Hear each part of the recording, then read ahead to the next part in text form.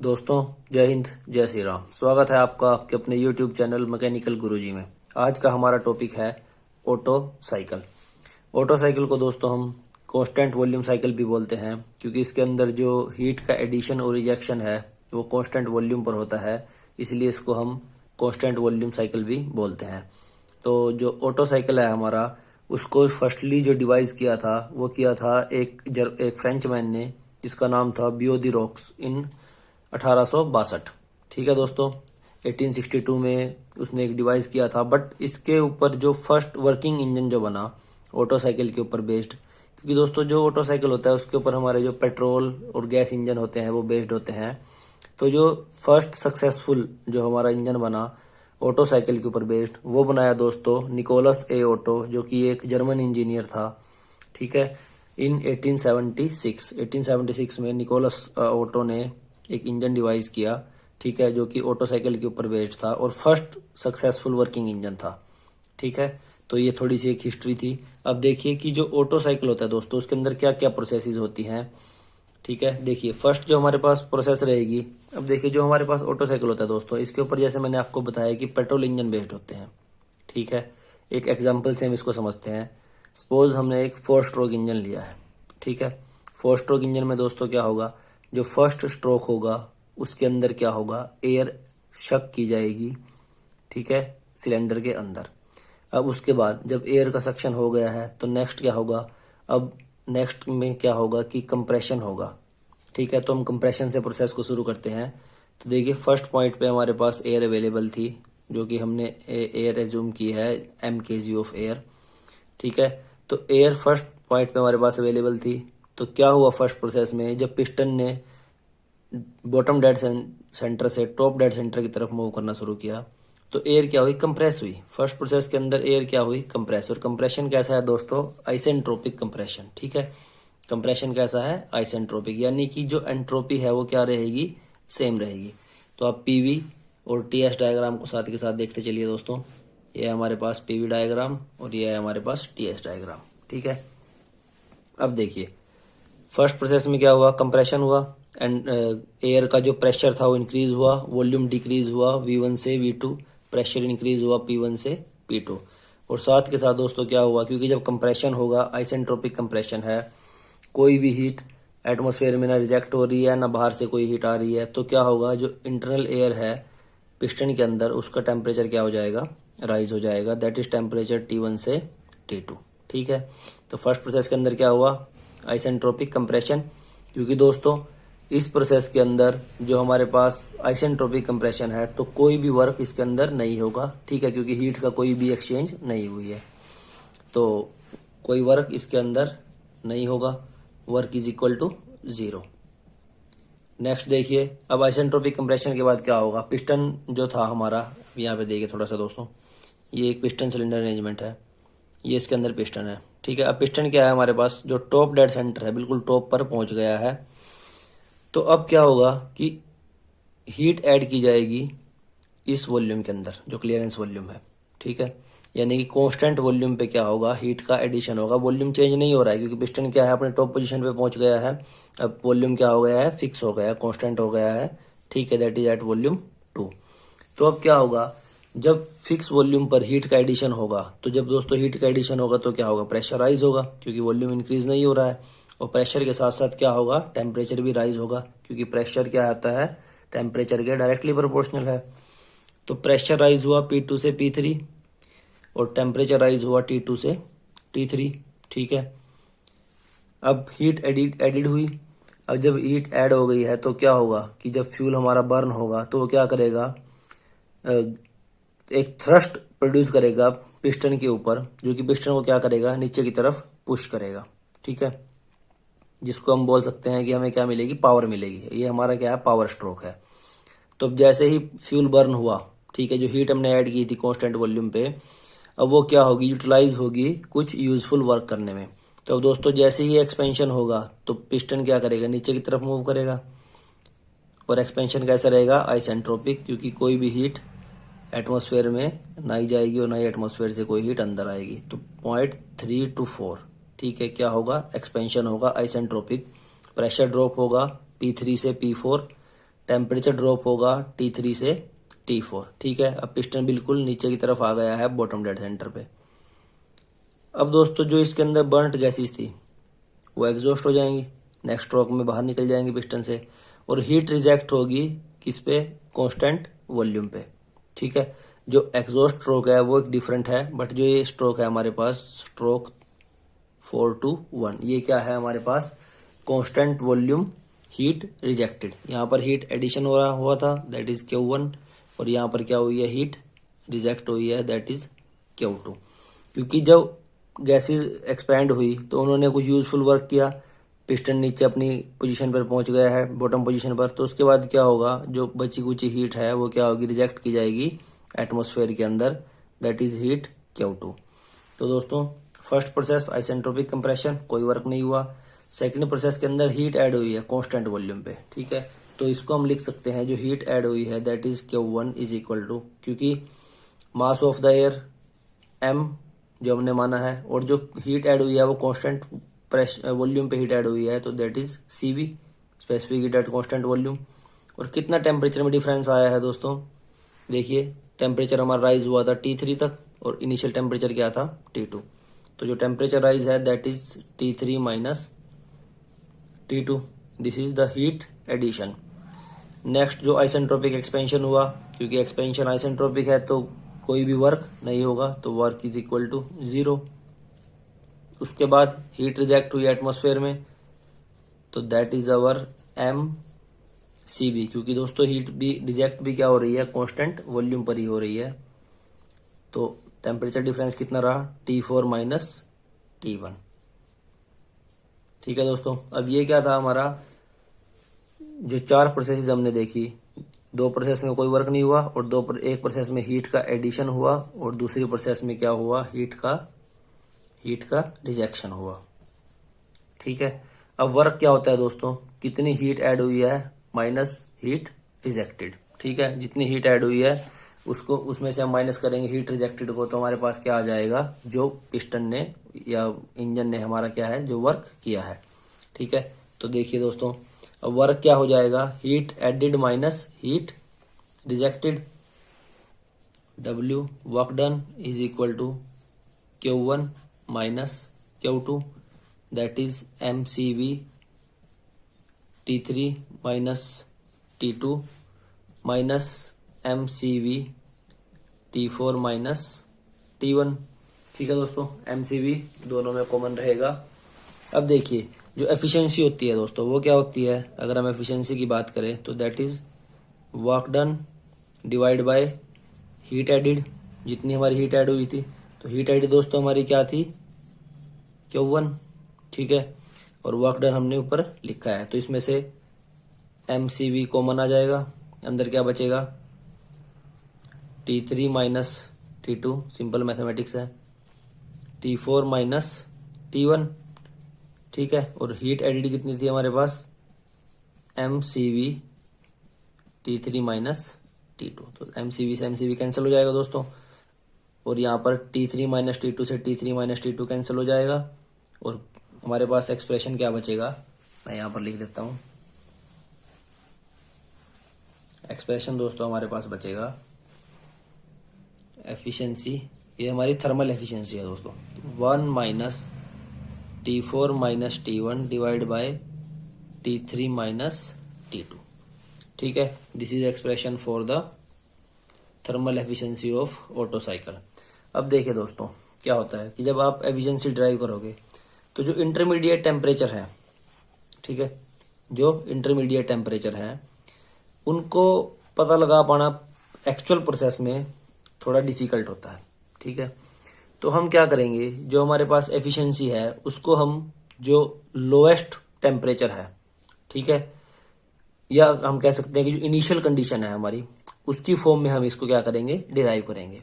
तो initial condition दोस्तों हमारे पास क्या थी, प्रेशर P1, टेम्परेचर T1। ठीक है, तो हम क्या करेंगे, अब जो हमारा एफिशिएंसी का जो फॉर्मूला आया है इसको हम लोएस्ट टेम्परेचर जो है सिस्टम का, ठीक है, उसकी फॉर्म में हम इसको डिराइव करेंगे। एक बात और दोस्तों, जो हमारे पास कांस्टेंट वॉल्यूम पे हीट का एडिशन हुआ था, तो प्रेशर राइज हुआ था P2 से P3, ठीक है। तो P3 डिवाइड बाय P2, इसको हम बोलते हैं एक्सप्लोजन रेशो और डिनोट हम इसको करते हैं अल्फा से, ठीक है। दिस इज एक्सप्लोजन रेशो और कंप्रेशन और एक्सपेंशन रेशो को हम क्या लिखते हैं दोस्तों, R, ठीक है। तो यहां पे अगर हम बात करें कि जो मेरा एक्सपेंशन रेशो है वो क्या हो जाएगा, V4 बाय V3 और जो कंप्रेशन रेशो है वो क्या हो जाएगा, V1 बाय V2, ठीक है। क्योंकि दोस्तों जो कांस्टेंट वॉल्यूम पे हीट का एडिशन हो रहा है, कांस्टेंट वॉल्यूम पे हीट रिजेक्ट हो रही है, तो ये दोनों क्या रहेंगे, सेम रहेंगे और इक्वल टू रहेंगे R के, ठीक है।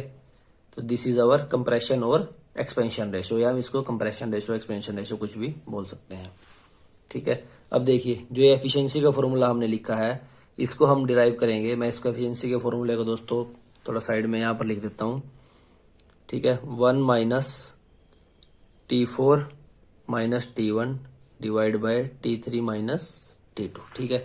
इसको हम यहाँ से रफ करेंगे।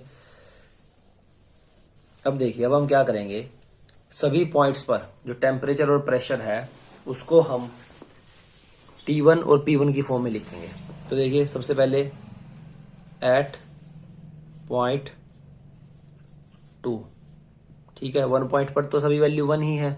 अब 2 को देखिए, 2 पॉइंट पर क्या होगा, एट पॉइंट 2 हम यहाँ पर वॉल्यूम का रिलेशन लगाते हैं, V1 by V2 is equal to R, ठीक है। इसको हम लिख सकते, तो हम यहाँ पर V2 को क्या लिख सकते हैं, V2 is equal to V1 by R, ठीक है। सेकंड पॉइंट पर हमने क्या फाइंड कर लिया है दोस्तों, V2 की वैल्यू को फाइंड कर लिया है in the form of initial condition V1 की फॉर्म में। अब नेक्स्ट देखिए, अब इसी पॉइंट पर 2 पॉइंट पर हम लिखेंगे टेम्परेचर को और प्रेशर को। तो देखिए मैं कंप्लीट रिलेशन लिखता हूं, T2 by T1 is equal to V1 by V2 raise to the power gamma minus 1 is equal to P2 by P1 raise to the power gamma minus 1 upon gamma. दोस्तों ये क्या है, isentropic process के लिए thermodynamic relation है, ठीक है। अब इन रिलेशंस का यूज करके हम क्या करेंगे, T2 को और P2 को इनिशियल कंडीशन की फॉर्म में लिखेंगे, ठीक है। सबसे पहले हम ये रिलेशन यूज करते हैं, ठीक है। इसको अभी साफ कर देते हैं। तो सबसे पहले हम ये रिलेशन यूज करेंगे। तो यहाँ पर देखिए जो T2 की वैल्यू है वो क्या रहेगी, T2 is equal to T1 इधर मल्टीप्लाई हो जाएगा इक्वल टू से इधर आके, और V1 बाई V2 क्या है दोस्तों, R। तो यहाँ पर क्या आ जाएगी T2 की value, R raise to the power gamma minus 1। तो this is a value of T2। Similarly हम क्या करेंगे, T2 की वैल्यू फाइंड करने के बाद हम वैल्यू फाइंड करेंगे P2 की, ठीक है। अब T2 और P2 की वैल्यू भी हम जो अभी रिलेशन हमने जो लिखा था उसी से हम क्या करेंगे, P2 की वैल्यू भी फाइंड करेंगे। तो देखिए क्या होता है, जो P2 की वैल्यू है हमारे पास वो क्या रहेगी, P2 by P1 is equal to V1 by V2। अब देखिए मैं फिर से कंप्लीट रिलेशन लिख देता हूँ एक बार दोबारा। जो P2 है दोस्तों, हमने T2 by T1 is equal to V1 by V2 raise to the power gamma minus 1 और is equal to P2 by P1 raise to the power gamma minus 1 upon gamma. तो ये कैंसिल हो जाएगा, ठीक है। तो P2 by P1 is equal to V1 by V2 raise to the power gamma, क्योंकि दोस्तों ये दोनों कैंसिल हुए हैं और यहाँ पर पावर क्या है 1 बाय गामा। तो पावर को अगर मैं इस तरफ लेके जाऊंगा तो ये क्या हो जाएगी, V1 बाई V2 की पावर गामा, ठीक है। तो हम इसको ऐसे लिख सकते हैं रिलेशन को, P2 by P1 is equal to V1 by V2 raise to the power gamma, ठीक है। V1 बाई V2 फिर से हमारा क्या है R, और P2 हमारा क्या हो जाएगा, P1 इधर मल्टीप्लाई हो जाएगा P1 into R raise to the power gamma, ठीक है दोस्तों। तो जैसे हमने 2 पॉइंट पर अब क्या लिख लिया है, सभी जो प्रेशर और टेम्परेचर थे हमारे पास उनको हमने इनिशियल कंडीशन की फॉर्म में लिख लिया है, ठीक है। दैट इज एट P1 और V1 और T1 की फॉर्म में। अब नेक्स्ट देखिए, नेक्स्ट हम करेंगे एट पॉइंट 3, ठीक है। 3 पॉइंट पर भी सिमिलर हम रिलेशन यूज करके वैल्यूज को फाइंड करेंगे। तो अब देखिए दोस्तों, एट पॉइंट जो हमारे पास जो 3 पॉइंट है हमारे पास, एट पॉइंट 3, ठीक है। 3 पर देखिए क्या होगा। अब 3 पर, क्योंकि अब यहाँ पर हम एडियाबैटिक रिलेशन तो नहीं लगा सकते क्योंकि एडियाबैटिक प्रोसेस नहीं है, आइसेंट्रोपिक प्रोसेस नहीं है। तो अब क्या करेंगे देखिए, जैसे P3 बाय P2, ठीक है, या पहले हम वॉल्यूम की फॉर्म में लिखते हैं, V3 bye V2 equal to क्या है, 1 है, क्योंकि यहाँ पर क्या है, दोनों वॉल्यूम सेम है। तो V3 क्या रहेगा हमारे पास, इक्वल टू V2। तो एक वैल्यू तो ये फाइंड हो गई, क्योंकि V3 और V2 तो सेम है, कांस्टेंट वॉल्यूम प्रोसेस है। और P3 बाय P2 ये क्या है, एक्सप्लोजन रेशो। मैंने आपको बताया था ये क्या है, एक्सप्लोजन रेशो, ठीक है। ये किसके इक्वल है, अल्फा के इक्वल है। तो इसको हम क्या लिख लेंगे, P3 equal to P2 into alpha. और P2 की वैल्यू दोस्तों हमने क्या फाइंड की थी, जो P2 की वैल्यू हमारे पास थी वो क्या थी, जो हमने 8.2 वैल्यू निकाल ली थी P2 की, ठीक है दोस्तों, वो क्या थी हमारे पास, P1 R raise to the power gamma. तो यहाँ पर जो P3 है उसकी वैल्यू क्या हो जाएगी, P1 R raise to the power gamma into alpha. तो ये क्या आ जाएगी हमारे पास, P3 की वैल्यू आ जाएगी in the form of P1, या हम कह सकते हैं इनिशियल कंडीशन की फॉर्म में, P3। सिमिलरली हम क्या करेंगे दोस्तों, अब T3 की वैल्यू निकालेंगे। अब देखिए जो T3 है हमारे पास, ठीक है, अब यहाँ पर क्या है, प्रेशर राइज हो रहा है, सिमिलरली क्या है, टेम्परेचर भी राइज हो रहा है। तो प्रेशर क्या है, directly proportional to the temperature है। तो हम रिलेशन लिख सकते हैं T3 by T2 is equal to P3 by P2, ठीक है, क्योंकि ये एडियाबैटिक रिलेशन तो है नहीं, सिंपल रिलेशन है, डायरेक्टली प्रोपोर्शनल है टेम्परेचर प्रेशर के। तो यहाँ पर जो हमारे पास T3 की वैल्यू रहेगी वो क्या रहेगी, देखिए, अब P3 बाय P2 क्या है, अल्फा, तो T2 इंटू अल्फा। और T2 की वैल्यू दोस्तों हमने पिछले रिलेशन में फाइंड की थी 8.2 पर, that is T1 R raise to the power gamma -1। तो यहाँ पर क्या हो जाएगा, alpha into R raise to the power gamma -1 into T1। तो ये हमारे पास क्या हो जाएगी, T3 की वैल्यू, ठीक है, alpha into T1 into R raise to the power gamma -1 that is equal to T3, ठीक है। अब हमने थर्ड पॉइंट पर भी वॉल्यूम, प्रेशर और टेम्परेचर की वैल्यू को फाइंड कर लिया है।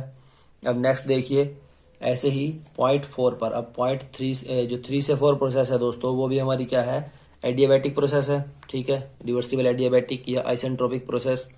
तो इसको भी हम क्या करेंगे, अब एडियाबैटिक रिलेशन का यूज करके यहाँ पर हम क्या करेंगे, वैल्यू को फाइंड करेंगे, ठीक है, एट पॉइंट 4। देखिए अब 4 पॉइंट पर दोस्तों जो वॉल्यूम है that is equal to V4 equal to V1, क्योंकि कांस्टेंट वॉल्यूम प्रोसेस है। तो V4 किसके इक्वल हो गया, V1 के इक्वल हो गया।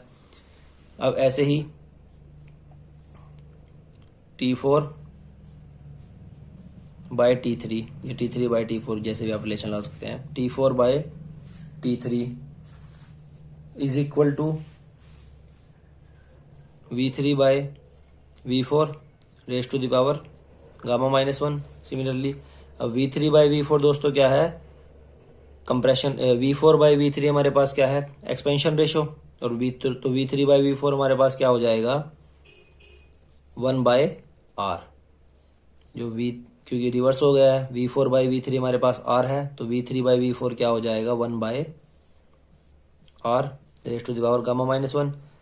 T3 को इस तरफ लेकर जाएंगे तो मल्टीप्लाई हो जाएगा, तो T4 is equal to T3 into 1 by R raise to the power gamma -1। अब दोस्तों जो T3 की वैल्यू हमने फाइंड की थी पॉइंट 3 पे T1 की फॉर्म में, उसको हम लिखते हैं that is T1 alpha R raise to the power gamma -1 into में आ जाएगा 1 into 1 by R raise to the power gamma -1। तो दोनों वैल्यू क्या हो जाएंगी, कैंसिल हो जाएंगी।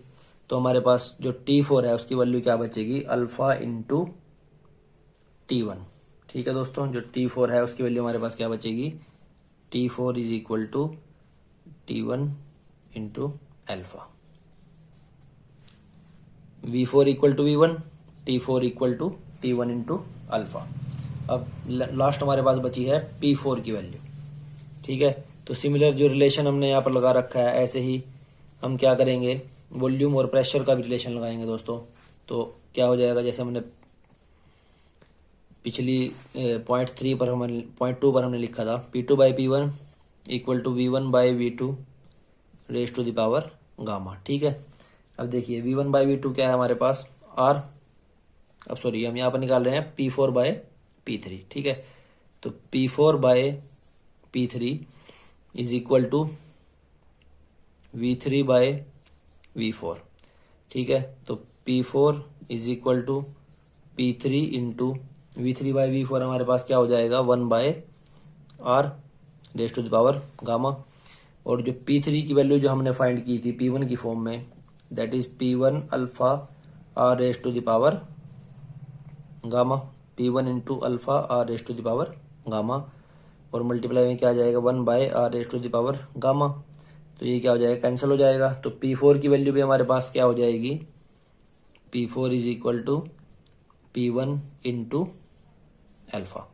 जैसे T4 की वैल्यू हमारे पास आई है T1 इंटू अल्फा, सिमिलरली हमारे पास जो P4 की वैल्यू है वो क्या आ जाएगी P1 into alpha. P4 is equal to P1 into alpha और T4 equal to T1 into alpha. तो देखिए दोस्तों, अब हमने क्या किया है कि सभी पॉइंट्स पर एट पॉइंट 2, 3 एंड 4 जो हमारे पास प्रेशर, टेम्परेचर, वॉल्यूम था, ठीक है, उसको हमने क्या कर लिया है इनिशियल कंडीशन की फॉर्म में लिख लिया है। तो अब हम यहाँ से क्या करेंगे, जो हमारी जितनी भी ये वैल्यूज हैं इन सब वैल्यूज को जो हमने फाइंड किए हैं एट पॉइंट 2, 3 एंड 4, इसको हम एफिशिएंसी जो का फॉर्मूला जो हमारा है उसमें हम पुट करेंगे। तो इससे हमारी जो एफिशिएंसी है दोस्तों वो क्या आ जाएगी, इनिशियल कंडीशंस की फॉर्म में आ जाएगी। ठीक है, जो भी कुछ एलिमिनेट होगा उसको हम एलिमिनेट कर देंगे। तो देखिए अब यहाँ पर मैं इसको साफ कर देता हूँ, अब इसका कोई काम नहीं है। ठीक है, तो अब देखिए एफिशिएंसी का जो हमारे पास फॉर्मूला था thermal efficiency that is equal to 1 minus, अब दोस्तों जो T4 की वैल्यू हमारे पास है वो क्या है T1 into alpha minus T1 divide by जो T3 की वैल्यू हमारे पास है दोस्तों वो क्या है T1 alpha R raise to the power gamma minus 1 minus T2, और T2 की वैल्यू क्या थी हमारे पास T1 R raise to the power gamma minus 1। ठीक है, तो अब देखिए T1 कॉमन आ जाएगा, तो यहाँ पर क्या आएगा T1 को हम कॉमन ले लेते हैं, तो यहाँ पर बचेगा अल्फा माइनस 1 डिवाइड बाय, अब देखिए दोस्तों यहाँ से T1 और R raise to the power gamma और R raise to the power gamma ये भी दोनों क्या आ रहे हैं कॉमन आ रहे हैं, तो divide by T1 R raise to the power gamma minus 1, तो अंदर क्या बचेगा अल्फा माइनस 1। ठीक है, तो यहाँ पर क्या हुआ T1 से T1 कैंसिल हो गया, ये कैंसिल हो गया, तो हमारे पास क्या बचेगा एफिशिएंसी जो थर्मल एफिशिएंसी है दोस्तों तो वो क्या रहेगी 1 minus 1 upon R raise to the power gamma minus 1। तो this is the expression of thermal efficiency of an Otto cycle. ठीक है, तो देखिए दोस्तों अब रिलेशन देखकर आप क्लियरली कह सकते हैं कि जो हमारी एफिशिएंसी है, ठीक है, वो किस किस चीज के ऊपर डिपेंड करेगी, केवल जो हमारा कंप्रेशन रेशो है और जो हमारा एडियाबैटिक इंडेक्स है, यानी कि जो मीडियम जो हमने जैसे हमने एयर एज्यूम की थी, ठीक है, जो भी आपका वर्किंग मीडियम है उसके ऊपर और आर के ऊपर डिपेंड करेगा। ठीक है, और दोस्तों और एक्सपेरिमेंट से क्या पता चलता है या आप मैथमेटिकली भी देख सकते हैं कि जो अगर कंप्रेशन रेशो बढ़ेगा, ठीक है, जैसे जैसे कंप्रेशन रेशो बढ़ेगा और एडियाबैटिक इंडेक्स इंक्रीज होगा, दोनों ही इंक्रीज होंगे, तो क्या होगा कि जो 1 बाय दिस करके अगर डिनोमिनेटर इंक्रीज होगा तो ये वैल्यू ओवरऑल क्या होगी डिक्रीज होगी। ठीक है, और 1 में से जितनी कम वैल्यू माइनस होगी तो उतनी ही एफिशिएंसी क्या आएगी ज्यादा आएगी। ठीक है, तो जो एफिशिएंसी है दोस्तों, जो एफिशिएंसी है थर्मल एफिशिएंसी, ठीक है, this is a thermal efficiency. Thermal efficiency दोस्तों क्या है इंक्रीज होगी with increase of gamma and R. ठीक है, आर और गामा के बढ़ने से क्या होगी हमारी जो एफिशिएंसी है वो इंक्रीज होगी। बट क्या होगा कि जो पेट्रोल इंजन है, ठीक है, जो ऑटो साइकिल के ऊपर बेस्ड इंजन है या लाइट फ्यूल इंजन हम इनको बोल सकते हैं, उनको उनके अंदर क्या कर सकते हैं कि जो कंप्रेशन रेशो है, ठीक है, उसको हम एक लिमिट से ज्यादा नहीं बढ़ा सकते। नॉर्मली जो कंप्रेशन रेशो रहता है, जो हमारे पास आर की वैल्यू रहती है, वो रहती है 7:1 to 8:1। ठीक है, या हम इसको बोल सकते हैं 5:1 to 8:1। ठीक है, मैक्सिमम 8:1 हमारे पास क्या रहता है, कंप्रेशन रेशो रहता है। ठीक है, अगर आप कंप्रेशन को इससे ज़्यादा बढ़ाओगे तो क्या होगा, जो टेम्परेचर है सिलेंडर के अंदर वो बहुत ज़्यादा इंक्रीज हो जाएगा, जिससे क्या होगा कि जो फ्यूल है हमारा वो टाइम से पहले ही क्या हो जाएगा, बर्न हो जाएगा, जिससे कि एक प्रॉब्लम आती है जिसको हम बोलते हैं डेटोनेशन। ठीक है, uncontrolled combustion, uncontrolled and spontaneous combustion of petrol, या हमारे पास जो भी क्या है हमारा फ्यूल है, उसका जो अनकंट्रोल्ड अगर कंबस्टन होगा तो उससे डेटोनेशन की प्रॉब्लम आती है और टिक टिक की आवाज़ इंजन हमारा देने लगता है। ठीक है, तो एक लिमिट है कि आप इससे ज़्यादा कंप्रेशन रेशो को इंक्रीज नहीं कर सकते। ठीक है दोस्तों, तो ये था हमारा ऑटो साइकिल। अब नेक्स्ट लेक्चर में हम एक कंडीशन डिराइव करेंगे ऑटो साइकिल के अंदर ही, कि जो ऑटो साइकिल है उसके अंदर मैक्सिमम वर्क की कंडीशन क्या होगी। ठीक है, अब हमने एफिशिएंसी का फॉर्मूला डिराइव किया है, वर्क भी हमने निकाला था, that is heat added minus heat rejected. अब उस फॉर्मूले के अंदर कि अगर हमें इंजन से मैक्सिमम वर्क चाहिए तो हमारा जो कंडीशन है मैक्सिमम वर्क की वो क्या रहेगी। ठीक है, तो नेक्स्ट लेक्चर में मिलते हैं दोस्तों, तब तक के लिए जय हिंद, जय श्री राम।